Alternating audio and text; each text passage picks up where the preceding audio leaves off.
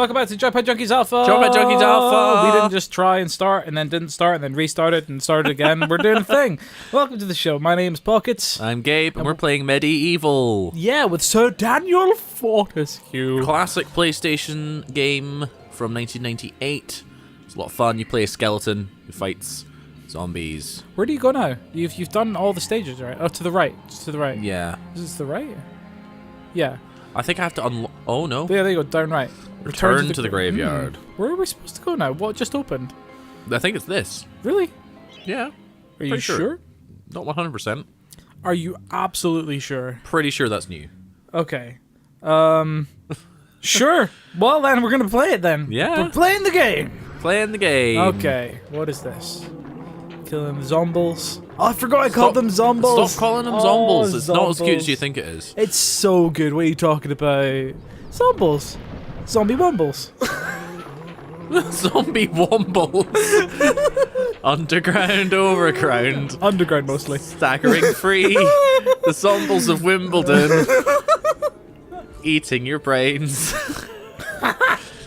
For anyone who's not from Britain, that's a reference to a kids show from the 70s, which neither of us was alive to remember. Neither. I don't know why it popped into my head there for a second. And you know the words to the theme song, dude. That's... Yeah, my mum decided to educate me in the ways of old kids' TV shows when I was younger. That's why I can't relate to anyone my own age. I can't believe I'm bringing it back to dick jokes already. So...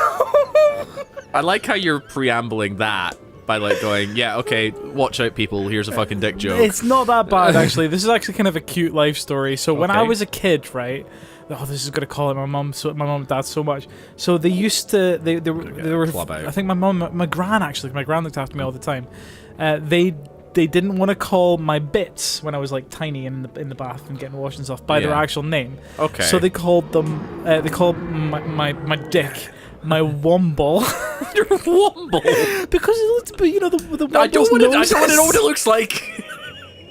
Most dicks look like that. The noses of the character, the Wombles. Okay, I think I see what you mean. Okay. Yes, like an anteater's nose. Yeah, exactly. Right. So, wow. So that's what they called them. But it kind of.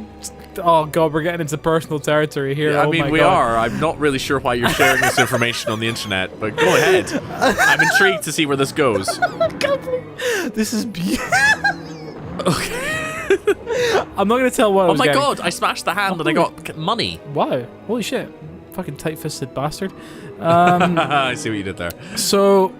I had to go for an operation when I was like 8 or 9, and I still hadn't figured out the real word for it. Oh my god! So I was in class, and you know they were like, "Have you got anything fun and exciting happening to you this weekend?" In a group chat, and I was like, "I'm going to the hospital to get an operation." Oh god! and they were like, "What are you getting your operation on?" And at the time, I didn't know it was a thing or anything, so I just went, "My Womble," and they were. And they were like, wait, what? What's that? I mean, I'm also like getting the new information here that you had an operation there, but let's not get into that. Oh man, it's so fucking funny, dude. Like, just think. Yeah. And the teacher just looking at me going, you had to explain. How old were you at this point? About 8 or 9. You didn't know the real word for that at the age of 8. I mean, I knew what a dick was and a cock, but you couldn't call them that to your teacher. Yeah, you didn't know the word penis. I didn't know the word penis at that age. No. Wow. I just called it my Womble. It's so watching, but no, this is in front of all the kids as well. Must have been a really weird show for you. This was in front of all the other kids as well, and I thought it was perfectly okay to talk about this stuff. Wow. And so they were like, "Oh," and she was like, "Where's that?" And I went, "You know, my Womble." You know, guys have got Wombles. I don't know about girls. I like how relaxed you were about that whole conversation. Seriously, I didn't. It was so fucking. Ooh, like, silver shield, nice. Even though silver is a lot weaker as a metal than copper, but sure, so I'll use that. That was the time that I admitted to my teacher I didn't know what a cock was. I'm honest. We're 4 minutes into this episode, Gabe. Honestly, I don't know what to say. It just popped into my head. That's my Womble. I'm getting an operation on my Womble. I'm very glad they were able to reattach it. I wish they had. After the horrible skiing accident. It's all fine. It was something fucking random. Yeah. Yeah, I got a cool new shield. Woo! Silver shield. Cool. Sorry, I've lowered the tone significantly. I'm not sure the tone was that high to begin with. This is a highbrow show. What are you talking about? So we need to get beyond those. Key. Yeah, so open the gates then. I need to actually use the key. Do we? Oh. Ooh, that's cool. Yeah. So that's definitely where you had to go then. Okay, so you got a whole new stage. What the hell is that? I don't know. I'm gonna kill it. It's a sleeping dude, right? It's a wolf. A wolf. I just killed. There's another one coming. Oh jeez. Fuck you. Kill it. Oh my god. Kill the dogs. Kill the wild I was street really dogs. confused as a kid. I'm now using my arm. When I heard the Womble's existence. And they had a fucking #1 in the 70s. I was like, wow, the 70s was a weird time, man. They had a chart-topping #1. So in my head, I was like, what, the penises? I'm gonna number because there's a band called The Dicks, right? So, like, I just assumed... I imagine that's a punk band. Yeah, it was sort of like a new wave punky thing. But, but yeah, fucking the Wombles. Undertakers. What? There's fucking... They had a... I can't remember what it wasn't the theme songs of the Wombles, it was another fucking thing. Want to be faster on your feet? Want to be able to bash down walls by charging into them? All you have to do is defeat the evil guardians of the graveyard and gain this new ability. You'll never know why you left the grave without it. I like how these things are now advertising to me. Sports commentator. Horse racing commentator. That's at the speed I was going there. And here comes Daniel Fortescue on the outside, followed closely by, oh my fuck, it's a Womble. Oh shit, what's the penis doing there? Jesus Christ, man. That is so fucking weird. I know, right? I'm just laughing at a dick joke for the next 5 minutes. That's all that's gonna happen now. That I've remembered that story from my childhood. Dude. Have you got any weird fucking stories from your childhood? Obviously not about your dick. Yeah, let's share dick stories from childhood. That's a normal and then we thing can to look do. at each other's dicks. Yeah. I'm not even, we're doing that anyway. I'm not even kidding. Gabe, get your dick out. It is out. I can't see it. Sorry. Okay, none of that was funny. None of that was funny. But weird stories from childhood. I mean, I had a lot of accidents as a kid. Oh, do tell. I was a very accident-prone kid because I got this thing called dyspraxia, which is a coordination problem, and I know this because when I throw things for you to catch and you catch them, you're like, oh my god, I caught that. Yeah, it's a genuine achievement for me. No, I had a lot of accidents as a kid, and they were kind of often like random ones. Like I just trip over nothing and fall down and scuff my knees like every other day. Right. Which is why I now no longer wear shorts, because I just associate wearing shorts with not having that sort of millimeter thick protection against scuffing my knees that was apparently made all the difference. Are you playing the game? Yes, I am playing the game. Standing still. No, You need to kill some more enemies, I think. I need to kill some more dudes. Yep. So yeah, you're always falling over. Always falling over, and you know, I one time I fell down the stairs in the time it took my mum to turn around and lock the door, and then turn back. So like that's amazing. I fell down a flight of stone stairs. What was the worst accident you've ever done to yourself? Worst accident I've ever done to myself. I got hit by a car. That's not necessarily your fault though. This one was absolutely my fault. What happened? Okay, so I was kids at home, don't cross roads like this. I was crossing road in between two cars. Like they were lining up at the traffic lights. I didn't go to the traffic lights to. What is going on? Ooh, that's fun. And I was crossing in between the cars, queuing up at the lights. I didn't go to the lights to cross. Oh, okay. So, but I couldn't quite see over all the cars, and I thought the cars were far enough away that I didn't need to, you know, check too much. And I stepped out straight in front of a car. Like it wasn't even. Like it was, the guy had zero time to stop. Like it was like I stepped out and the car was literally just there. So that was pretty stupid. And, That sounds but the thing is, painful. it was very painful. I didn't actually break any bones. I broke the car though. You should have seen this car. It was a total write-off after it. Are you kidding me? Did it like hit you and then try and swerve away? Well, I don't actually remember. Oh, okay. This is the weirdest thing about it, as I don't remember being hit by the car. Just remember waking up on the ground. Yeah, I remember the car being in front of me, and then I remember facing the other way, lying down, with an off-duty nurse standing there going, can you hear me?